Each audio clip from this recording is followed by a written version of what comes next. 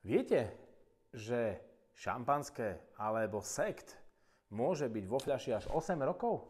Áno, aj u nás. Náš sekt Stokaj Macik Winery môže vyzrievať vo fľaši až 8 rokov a sme jediné tokajské vinárstvo, ktoré si to robí od začiatku až do konca. Tak poďte sa pozrieť, ako vzniká tokajský sekt. Najprv sa vyrobí víno primárnou fermentáciou, tou prvou fermentáciou.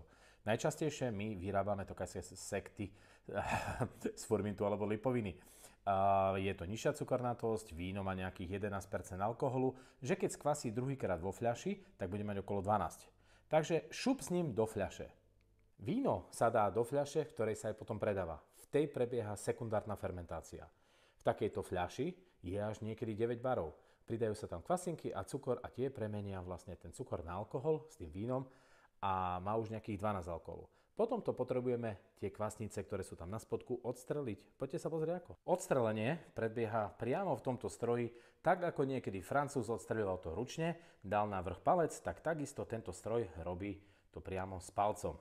Potom ďalej sa odsaje hladinka, môže sa pridať tzv. Dozážny likér, čo je vlastne tá sladkosť, brud a podobne, to si neskôr vysvetlíme, vyrovná to hladinu a ideme hneď na zatvorenie korkom.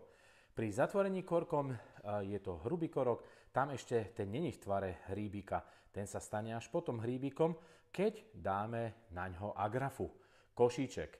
A práve tá agrafa zatlačí ten korok a vytvorí hríbik, ktorý už všetci poznáte.